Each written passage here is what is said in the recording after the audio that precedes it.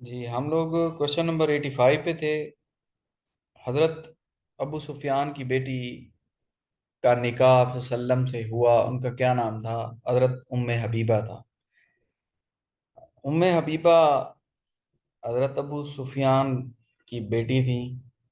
उन्होंने शादी की हुई थी उबैदुल्लाह इब्ने जहश से, जो कि बाद में क्रिश्चियनिटी में कन्वर्ट हो गए। उन्होंने अपना मजहब चेंज कर दिया, वो क्रिश्चियन बन गए।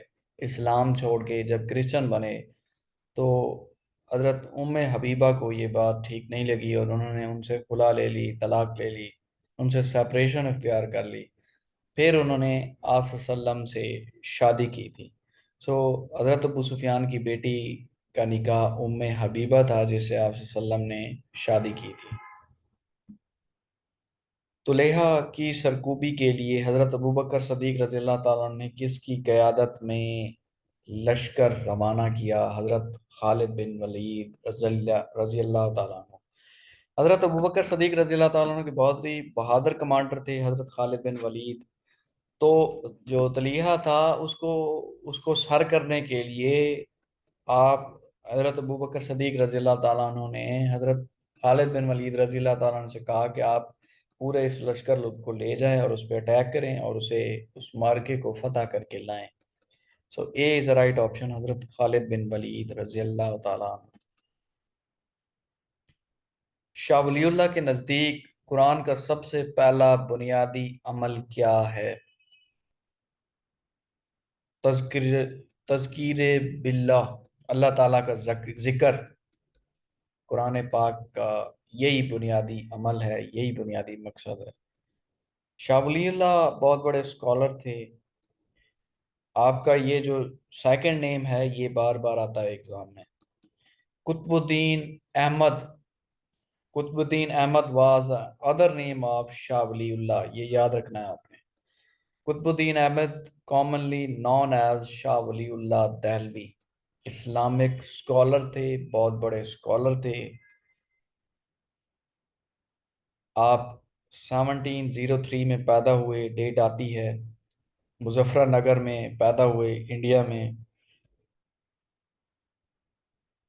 1762 में आपकी डेथ हुई दिल्ली में। ये डेट भी आती है, 1762 में आपकी डेथ हुई थी दिल्ली में।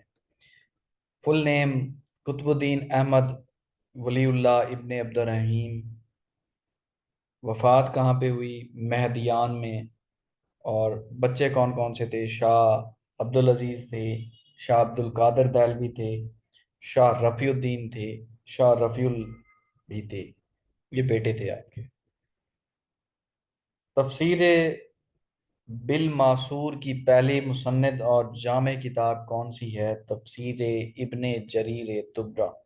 तफसीर बिल मासूर की पहली मुसन्नद और जामे किताब तफसीर इब्ने जरीर तुबरा थी। हजरत जैद रजी अल्लाह तआला अन्हु की शहादत किस गजवा में हुई थी? गजवा मूता में हुई थी। हजरत जैद हारिस रजी अल्लाह तआला अन्हु अपनी फाइनल एक्सपेडिशन में, फाइनल जंग में, फाइनल मार्के में पार्टिसिपेट करने के लिए गए हुए थे 629 ईस्वी में, जो कि 7 हिजरी बनते हैं। मुस्लिम फोर्स तकरीबन 3000 थी, और जबकि बैजनेट अम्पायर्स और इसके साथ बाकी जो लखम थे और जोधम, ये भी साथ साथ एरियाज थे, ये भी मिल गए। यूनानियों की बैजेंटाइन की फोर्सेस थी 1 लाख, और उसमें फिर ये 10,000 आएगा। 1 लाख फिर दूसरे शामिल हो गए, लखम और जुद्धम, वो विलेज थे, वो भी इसमें शामिल हो गए। इस वजह से मुसलमानों की स्ट्रेंथ बहुत ज़्यादा कम हो गई थी। इस बैटल में हज़रत जैद रज़ी अल्लाह ताला अन्हु की शहादत हुई थी, और इसका आप वसल्लम को बहुत ज़्यादा गम हुआ। बाद में इस गम में आप बहुत ज़्यादा रोए भी थे। हज़रत जैद रज़ी अल्लाह ताला अन्हु की शहादत ग़ज़वा मूता में हुई थी, जो 629 ईस्वी 7 हिजरी में हुआ था। हज़रत हमजा रज़ी अल्लाह ताला अन्हु कातिल वहशी किसका गुलाम था? हज़रत हमजा रज़ी अल्लाह ताला अन्हु, अभी हमने क्वेश्चन पढ़ा है, उसको जिसने कत्ल किया था, जो कातिल था वहशी, वो किसका गुलाम था?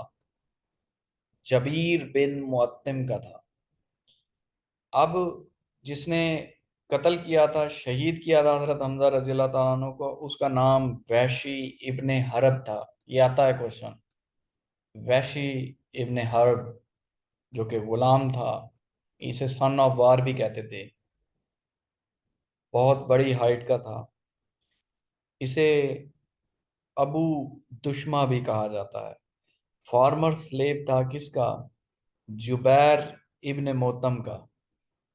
फिर आज़ादी हासिल करने के बाद इसने फिर इस्लाम भी कबूल किया था, लेकिन आप वसल्लम ने इसे कहा था कि मेरे सामने नहीं आना।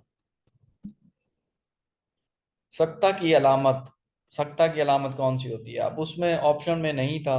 ए इज़ राइट ऑप्शन, यहाँ पे सख्ता की अलामत लगनी थी, लेकिन सख्ता की अलामत नीचे है। देखें, अलामत लगी हुई है, सवालिया निशान की लगी हुई है, सख्ता की लगी हुई है। सख्ता की अलामत ये होती है। और ख़त्मा की लगी हुई है, फिर फिजाइया की लगी हुई है।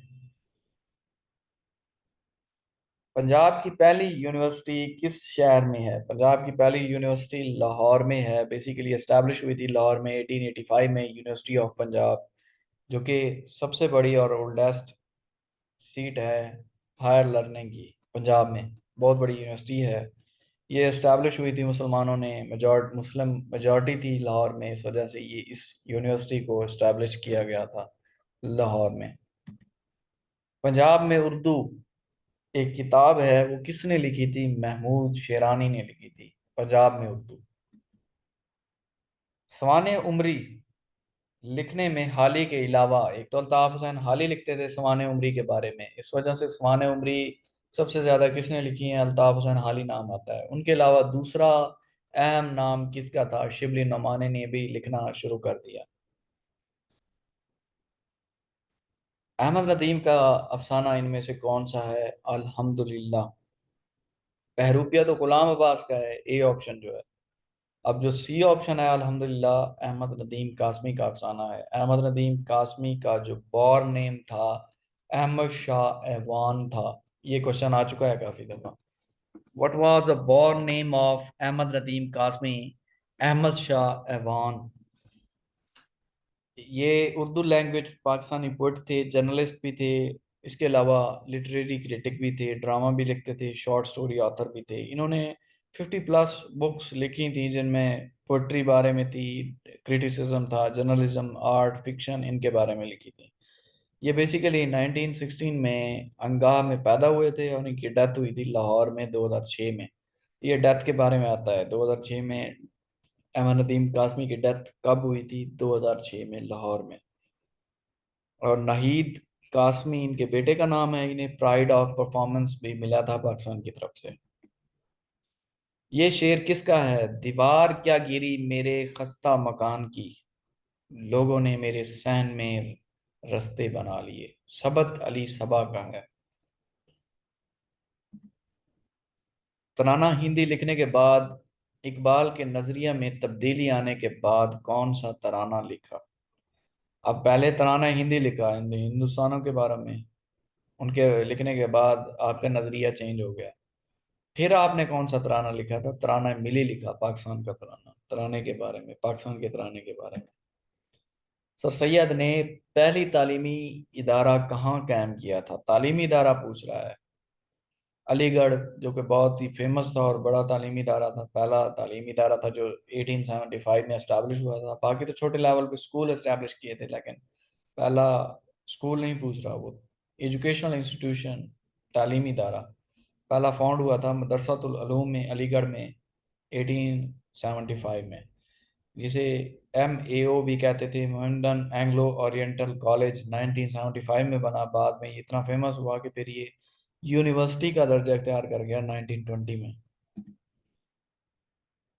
उर्दू का ज़ीनी दौर कहलाता है, उर्दू का बहुत अच्छा दौर, शानदार दौर, मीर और सौदा का दौर उर्दू का ज़ीनी दौर कहलाता है। गिरजा किस जबान का लफ्ज़ है? गिरजा पुर्तगाली जबान का लफ्ज़ है, पुर्तगीज लैंग्वेज के लिए इस्तेमाल हुआ है गिरजा।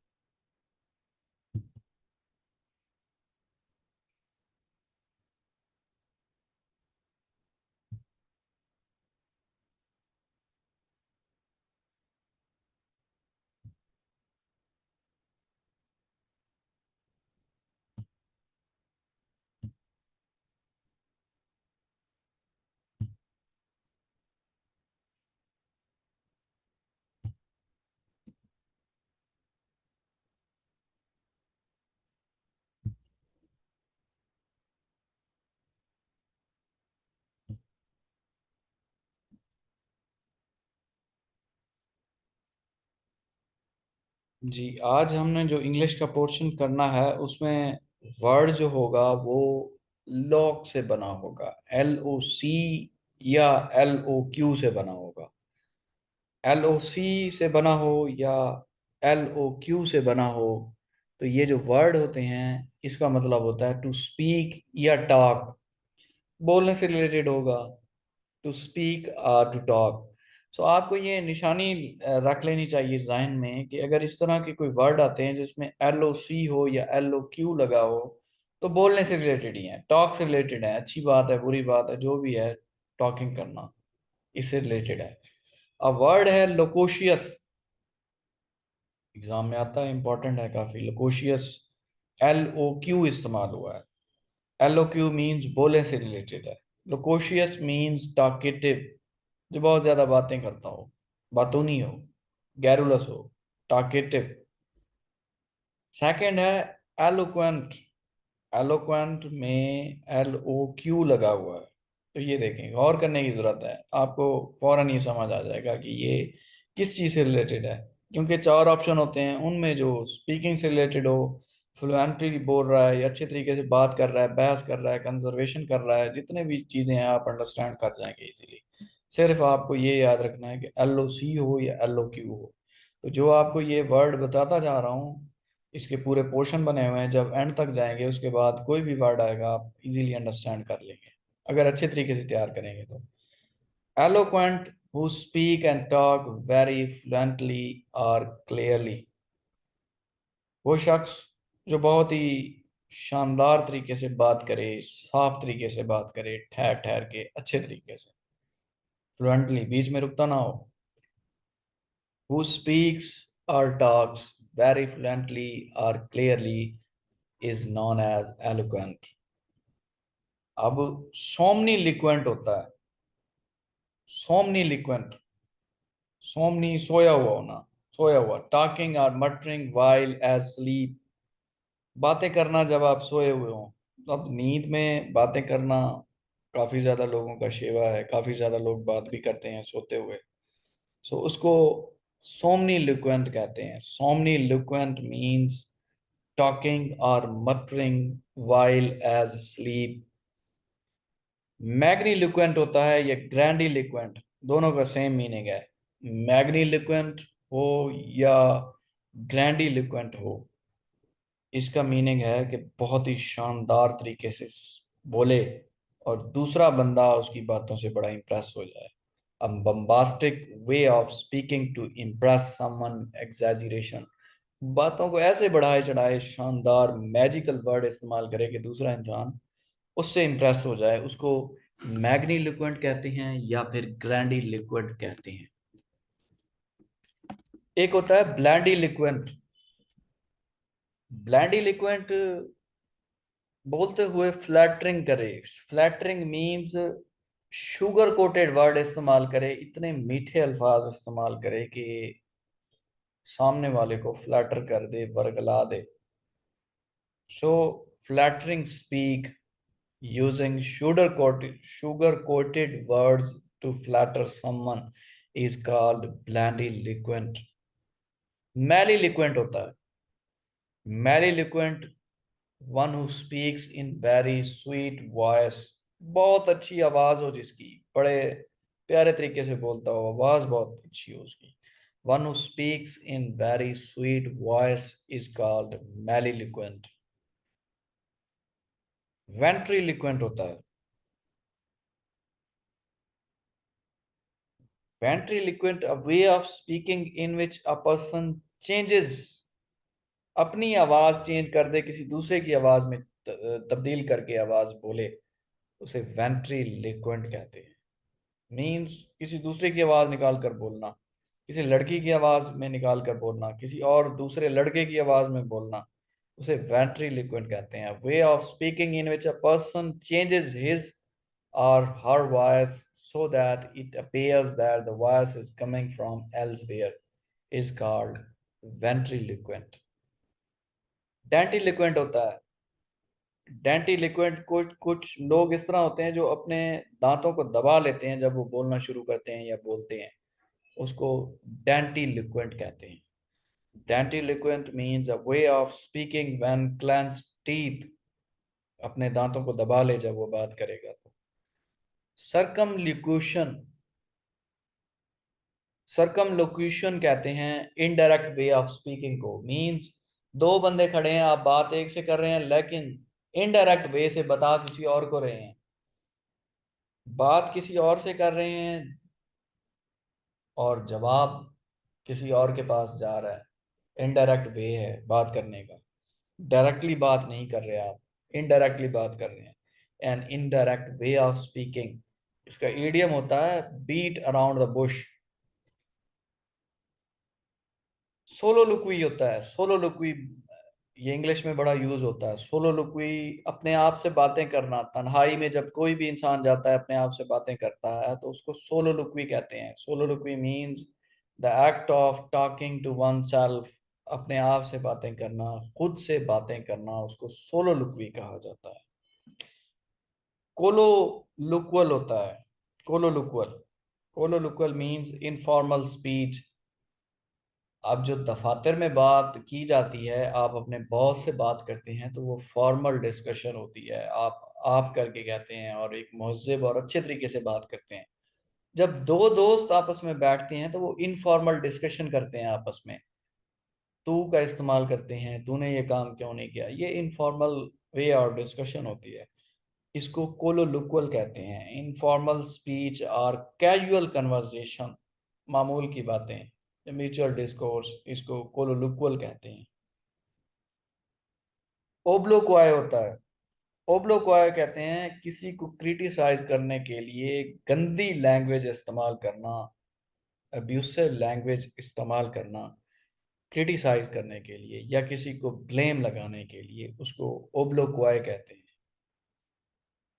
इंटरलोक्यूशन, इंटरलोक्यूशन कहते हैं पब्लिक में खड़े हुए इफेक्टिव तरीके से आप बात करते हैं, और जो बात करने का फन जानता है, ये आर्ट जानता है, उसको इंटरलोक्यूशन कहते हैं या एलोक्यूशन कहते हैं। इन दोनों का सेम मीनिंग है, the art of effective public speaking. Public के सामने एक फन आ जाना कि इफेक्टिव तरीके से, मौसर तरीके से बात करना, जैसे डिबेट की जाती है या पॉलिटिशियन करते हैं जिस तरीके से बात, उसको इंटरलोक्यूशन कहते हैं या एलोक्यूशन कहते हैं। The art of effective public speaking.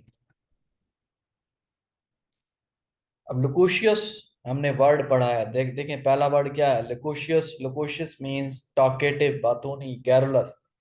अब इससे रिलेटेड जितने भी सिनोनिम्स हैं उनकी डीप जाते हैं ताकि इससे रिलेटेड जितने भी क्वेश्चन हैं वो हमारे क्लियर हो जाएं। और इतने सिनोनिम बनते हैं इंपॉर्टेंट, और जो एग्जामी पॉइंट ऑफ व्यू से ये सारे इंपॉर्टेंट हैं और कहीं ना कहीं ये आ चुके हैं, तो इनके सिनोनिम्स करते हैं। सिनोनिम्स, लोकोशियस का सिनोनिम बातूनी, बातूनी टाकेटे भी कहते हैं उसको, वर्डी भी कहते हैं। वर्डी मीन ज्यादा अल्फाज बोलने वाला, बात करने वाला। वर्बोज, बहुत ज्यादा बोलने वाला। गैरुलस, बातूनी। गैबी, चैटी, गैबी, रैम्बलिंग, ये बातूनी को कहते हैं। इसका इडियम भी इस्तेमाल होता है, गैप्ट ऑफ, गैप, बहुत ज्यादा बातें करने वाला। अब इनके एंटोनिम्स की तरफ आते हैं। इसका उलट मीन्स बातूनी है तो फिर खामोश, टैसिटर्न, खामोश, चुप बैठने वाला। रेटिसेंट, रिजर्व, बहुत मोहतात रहने वाला, बात ही ना करता हो ज्यादा, लोगों से अपने आप को दूर रखता हो। लैकोनिक या साइलेंट, खामोश रहने वाला। टाइट लिप्ड, अपने लिप्स को बंद किए हुए, टाइट लिप्ड है, लिप ही नहीं खोलता, बोलता ही नहीं है, बात ही नहीं करता। अनकम्युनिकेटिव, किसी से गुफ्तगू शनीद नहीं करता, अनकम्युनिकेटिव है। तो ये ईडियम है। सिनोनिम में थे, टाकेटिव था, वर्डी था, वर्बोज था, गैरुलस था, गैबी और रैम्बलिंग, ये सिनोनिम है लोकोशियस के। एंटोनिम्स हैं taciturn, reticent, reserved, laconic, silent, tight lipped, uncommunicative. अब देखें, लोकोशियस और गैरुलस में थोड़ा सा फर्क आता है। जो लोकोशियस होता है वो सेंसिबल तरीके से बात करना, बात तो करना, बहुत ज्यादा बोलना, बात करना, लेकिन सेंसिबल बात करना। और जो गैरुलस होता है ये बात बहुत ज्यादा करता है लेकिन अनइम्पॉर्टेंट करता है, लोग इसकी सुनते नहीं है। इसकी कंपनी में ज्वाइन ही नहीं होना चाहते। सो गैरुलस जो होता है वो अनइम्पॉर्टेंट बात करता है, जो लोकोशियस होता है वो सेंसिबल बात करता है। अब देखें एग्जांपल दी हुई है, it was because of his nature he was not invited to the meeting. उसकी बहुत ज्यादा बातों की वजह से उसे इनवाइट नहीं किया गया कि वो इस मीटिंग में आज आ जाए। अब क्या आएगा इसमें? इसमें गैरुलस आएगा। गैरुलस, गैरुलस अनइम्पॉर्टेंट टॉक की वजह से, बहुत ज्यादा बोलने की वजह से, जो गैर जरूरी बात करता है, इस वजह से इसे मीटिंग में बुलाया नहीं गया। अब एक और वर्ड हमने पढ़ा है सरकमलोक्यूशन। अभी हमने पढ़ा है सरकमलोक्यूशन होता है indirect way of speaking. Direct नहीं बोलना, इनडायरेक्ट वे। अब इसका जो सिनोनिम बनता है इनडायरेक्ट वे का, वो राउंड अबाउट बनता है। Round about, round about means इधर उधर की बात करना, किसी से डायरेक्टली मुखातिब ना होना बात सुनाते हुए। इनडायरेक्ट ये तो बनता है सरकमक्यूशियस। सरकमक्यूशियस मीन्स डायरेक्टली बात ना करना। सीनियस या ओब्लिक, ओब्लिक तिरछे को कहते हैं, तिरछी बात करना, सीधी ना करना। लेब्रिथाइन, लेब्रिथाइन्स डायरेक्टली नहीं इनडायरेक्ट वे से बात करना, किसी और की बात किसी और को सुनाना। अब इसके antonyms, forthright. Forthright means सीधी बात करना, जिसकी बात है उसी को सुनाना। स्ट्रेट फॉरवर्ड है, जो भी बात है मुंह पे कह देगा, straight forward. Direct, candid, honest, ईमानदार लोग हैं, ऑनेस्ट है इसीलिए जो भी बात हो ईमानदारी से वो सामने कह देता है। फ्रैंक, जो फ्रैंक होते हैं वो डायरेक्ट बात करने से कभी भी नहीं घबराते। तो इसके सरकमलोक्यूशन का जो सिनोनिम बनता है वो राउंड अबाउट है, इनडायरेक्ट है, सरकमक्यूशियस है, सीनियस है, ऑब्लिक है, लेबरिंथाइन है। और एंटोनम जो हैं वो फोर्थराइट है, स्ट्रेट फॉरवर्ड है, डायरेक्ट है, कैंडिड है, ऑनेस्ट और फ्रैंक है। अब एक हमने और वर्ड पढ़ा है ऑब्लिक्वाई। ऑब्लिक्वाई हमने पढ़ा है कि अब्यूसिव लैंग्वेज इस्तेमाल करता है, किसी को क्रिटिसाइज करने के लिए गंदी लैंग्वेज का इस्तेमाल करता है। ये कहीं पे ऑफिस में बॉस वगैरह हो या कोई भी हो, किसी को क्रिटिसाइज करते हुए गंदी लैंग्वेज का इस्तेमाल करे, उस पर इल्ज़ाम लगाए, भद्दे तरीके से क्रिटिसिज्म करे, उसको ऑब्लोक्वाई कहते हैं। अब ऑब्लोक्वाई के और क्या वर्ड बन सकते हैं और क्या सिनोनिम्स हैं? ज़रूरी थोड़ी है कि पेपर में यही आएगा, बाकी भी इससे रिलेटेड कोई पूछ सकता है कि वर्ड लिख देगा डेफामेशन। डेफामेशन का सिनोनिम क्या बनता है? इनमें से कोई और सिनोनिम डाल देगा। आप अगर एक वर्ड तैयार करके जाते हैं तो प्रिपरेशन तो कभी भी आपकी पूरी नहीं हुई। इट मीन्स आपको नहीं आएगा, फिर प्रॉब्लम बनेगी। सो इसीलिए ये सिनोनिम्स डीप तरीके से कर रहे हैं ताकि इनसे रिलेटेड जो वर्ड हैं वो जब पेपर में आए तो आपको फिर आते हो। अब इनका सिनोनिम है, आप लोग को आएगा क्रिटिसिज्म, तनकीद करना। डेफमेशन, तजलील करना किसी की, रुस्वा करना उसे बातों के थ्रू। कंडमनेशन, कंडेम करना, तजलील करना, जलील करना। सेंसर हो, विटापुरेशन हो, अप्रोबियम हो, गंदी लैंग्वेज इस्तेमाल करना बात करते हुए। जब भी वो मिस्टेक करता है उसे बेजा डांटा जाता है। इग्नोमिनी या ओडियम, ये सारे वर्ड तजलील की फॉर्म में आते हैं। जलील कर देना किसी को, क्रिटिसिज्म हो, डेफमेशन हो, कंडेमनेशन हो, सेंसर हो, विटापुरेशन आ सकता है, ऑब्रोब्रियम आ सकता है, इग्नोमिनी आ सकता है, ओडियम आ सकता है। तो ये इंपॉर्टेंट है। इसके अलावा एंटोनम, एंटोनम में तो तारीफ ही आएगी। एंटोनम्स में प्रेज, किसी की तारीफ करना, अप्रिसिएशन, उसका कॉन्फिडेंस बढ़ाना।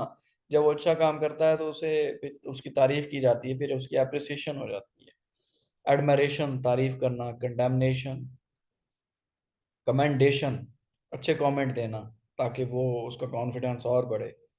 एप्रोबेशन, एप्रोबेशन पसंदीदा, बहुत ज़्यादा उसे लगाव रखना, तारीफ करना।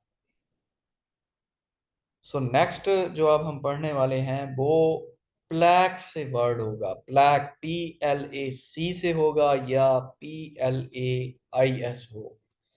इन दोनों में से किसी भी वर्ड के दरमियान अगर ये वर्ड आ जाते हैं तो इसका मतलब होता है किसी को काम डाउन करना, खुश करना, सूद करना। To calm down, to please, to soothe. So एक वर्ड है प्लैकेट। प्लैकेट, प्लैकेट का मतलब होता है टू पैसिफाई और calm डाउन, किसी को कोई गर्म है उसे उसे ठंडा कर देना, गुस्से में आया हुआ है उसे ठंडा कर देना। Placate, to pacify, to calm down. Placid, placid, अब PLAC इसमें भी इस्तेमाल हुआ है, प्लासिड, इसका मतलब क्वाइट, calm डाउन, serene। प्लेकेबल होता है who can be pleased or satisfied, जो बहुत ज्यादा खुश हो जाए, सेटिस्फाई हो अपने आप से, लोगों से, दूसरों से, उसे प्लेकेबल कहते हैं। इम्प्लेकेबल, अब उसको उलटा गया है, इमला गया है, इसमें भी PLAC इस्तेमाल हुआ है। Implacable, who can not be pleased, जो खुश नहीं हो सकता, हर वक्त ही गुस्से रहता है, वायलेंट रहता है, एंग्री रहता है, एग्रेसिव रहता है, हर वक्त ही तनकीद करनी है, गुस्सा करना है नाजायज, तो उसे इम्प्लेकेबल कहते हैं। कुछ बॉस इस तरह से भी होते हैं जो कभी भी खुश नहीं होते, उन्हें इम्प्लेकेबल कहा जाता है। कंप्लेसेंट, कंप्लेसेंट होता है सेल्फ सेटिस्फाइड, अपने आप से मुतमईन होना। I am complacent with my self, मैं अपने आप से मुतमईन हूँ। प्लेसेबो होता है, प्लेसेबो, अब इसमें भी PLAC इस्तेमाल हुआ है। प्लेसेको, प्लेसेबो होता है एक फेक तरीके से ट्रीटमेंट करना, किसी भी इंसान को हुआ कुछ नहीं होता, साइकोलॉजिकल तौर पे वो समझता है कि मुझे कुछ हुआ है। अब इस तरह से ओल्ड एज में बहुत से लोग होते हैं, या फिर 30+ में काफ़ी ज़्यादा लोग आ जाते हैं, वो समझते हैं कि हमें कुछ ना कुछ हो चुका है। अब वो साइकोलॉजिकली तौर पे उन्हें प्रॉब्लम होती है, वो डॉक्टर के पास जाते हैं, डॉक्टर फौरन समझ जाता है कि बस इस साइकोलॉजिकल थोड़ी सी प्रॉब्लम है। तो वो क्या करते हैं, ग्लूकोज की एक टैबलेट दे देते हैं पानी में, कहते हैं इसे मिक्स करके पी लें, वो पी लेते हैं वो, और उसके बाद वो कहते हैं हाँ अब मैं बिल्कुल ठीक हो गया हूँ। सो होता उन्हें कुछ नहीं है। प्लेसेबो होता है एक फेक ट्रीटमेंट जो कि डॉक्टर करता है उस पर्सन को सेटिस्फाई करने के लिए साइकोलॉजी तौर पे, उसे प्लेसेबो कहते हैं। A fake treatment or medication given to a person him or her psychologically, psychologically तौर पे उसे ठीक करने के लिए फेक ट्रीटमेंट होता है, उसे प्लेसेबो कहा जाता है। नेक्स्ट है कंप्लेसेंट। अब वो जो कंप्लेसेंट था CE एंड था, ये COMPLAISANT है कंप्लेसेंट। डिफरेंस है थोड़ा स्पेलिंग में, जो कि विलिंग होता है दूसरों को खुश करने के लिए, दूसरों को एक्सेप्ट करने के लिए, जो काम वो दूसरे करते हैं उससे खुश होता है, या फिर उन्हें ओबीडियंट होता है, उनकी हर चीज़ मानता है और किसी भी प्रोटेस्ट के बगैर उन चीज़ों को एक्सेप्ट करता है, उसे कंप्लेसेंट कहते हैं। विलिंग टू प्लीज अदर्स और accept what they do or say without protest, it means obedient, फर्मा बरदार है।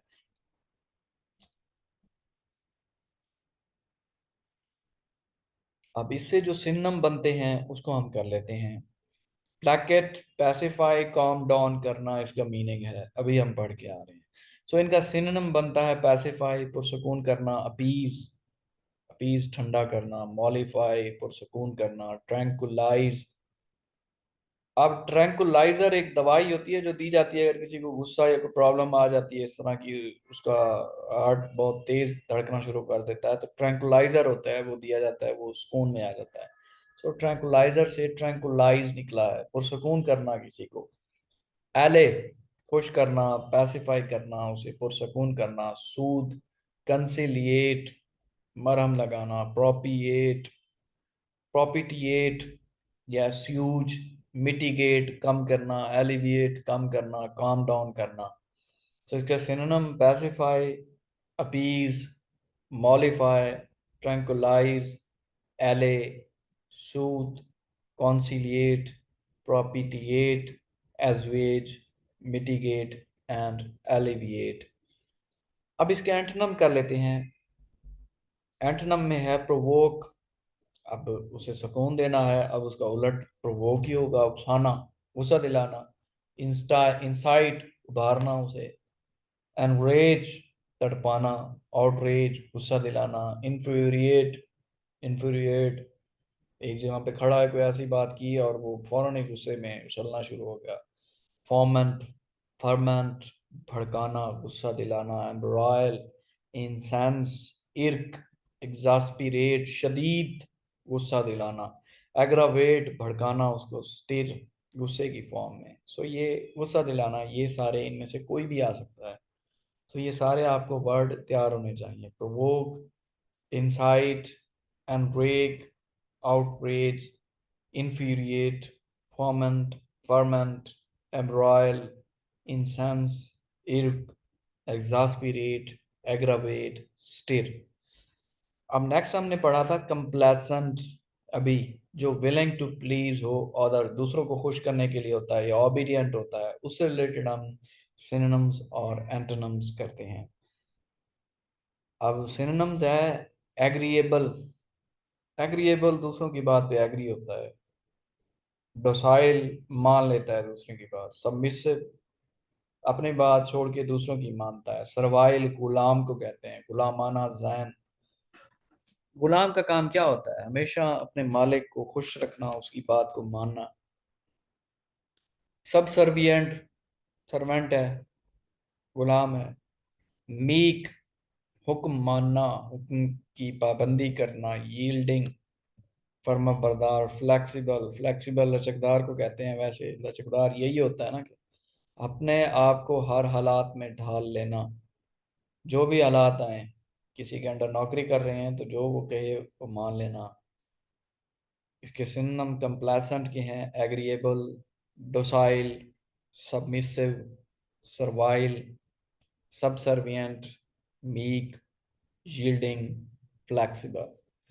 अब इसके एंटोनम, एंटोनम में तो यही आएगा कि ना मानने वाला, जिद्दी, गुस्सा दिलाने वाला, बहुत ज्यादा नाफर्मा बरदार हो, इस तरह के आएंगे। एडामेंट, एडामेंट हुक्म की पामाली ना करने वाला। रिजिड, सख्त है, जिस चीज पे डट जाए डट जाए। ऑब्स्टिनेट, जिद्दी। ऑब्डिरेट, ऑब्डिरेट हुक्म की पामाली ना करना, किसी की बात ना मानना। डॉग्ड, डटे रहना अपनी बात पे। म्यूलिश, पिग्ड हेडेड। स्टॉप बॉर्न बच्चे होते हैं ना, जिद्दी बच्चे हैं, स्टॉप ऑन है अपनी बात पे। बस जो सोच लिया वो सोच लिया, उसके बाद कोई बंदा कोई भी बात कर रहा है, नहीं भाई आप अब चेंज नहीं हो सकता। इंट्रांसिजेंट, फ्लेक्सिबल ना होना। इनफ्लेक्सिबल भी आ सकता है, इंट्रांसिजेंट होता है। रेजोल्यूट, रेजोल्यूट डटे रहना। फेम, मजबूत रहना। फेम बेसिकली पॉजिटिव सेंस में ज़्यादातर इस्तेमाल होता है कि अपने मकसद जो आपने सोच लिया है उस पर आप डटे रहें, चाहे दुनिया में जितनी भी प्रॉब्लम्स आए, जितने दफ़ा भी आप नाकाम हो जाएं। बस एक दफ़ा उसको सोच लिया है कि आपने करना है, आपने टाइम भी इन्वेस्ट किया है, अपना जहन भी लगाया है उस चीज़ को, फिर करके ही छोड़ना चाहिए। वरना आप में वो पुख्ता इरादी नहीं आती और फिर लोग आपको सिंसियर भी नहीं लेते। तो अपने जहन में ये बात क्लियर कर लीजिए कि जो चीज़ सोच ली है वो करनी है, उसे फिल्म कहते हैं। मजबूत, डटे रहना। लोग कहते रहेंगे कि ये चीज़ नहीं होती, लेकिन आखिरकार हो जाती है। स्टेडफास्ट, ओसिफिएटेड, ओसिफाइड, ओपिनियटेड, अपनी ओपिनियन देना। ओपिनियटेड होता है ना, अपनी ओपिनियन सामने रख देना, बाकी किसी दूसरा भाड़ में जाता है, कहीं भी चला जाए उसकी मानना नहीं है। रिफ्रैक्टरी, रिफ्रैक्टरी फैक्ट्री से निकला है। फैक्ट्री के जो एम्प्लॉय हुए हैं तो ये बहुत ज्यादा स्ट्राइक करते हैं, मानते किसी की नहीं है। स्ट्राइक जब होती है किसी की भी नहीं मानते, अपने हुक्म की अदूली करवाते हैं, जो सोच लेते हैं वो करके वापस आते हैं। सो रिफ्रैक्टरी उससे निशानी लगा रहे हैं। पर परवर्स, परवर्स हमेशा अपने वादे पे कायम रहना, डटे रहना, जो सोच लिया है, जो कर दिया है उस पर मजबूती से अमल करना। सो टाइम एंड हो रहा है, अभी थोड़ी देर तक मैं आपको रिकॉर्डिंग और ये लेक्चर सेंड कर देता हूँ।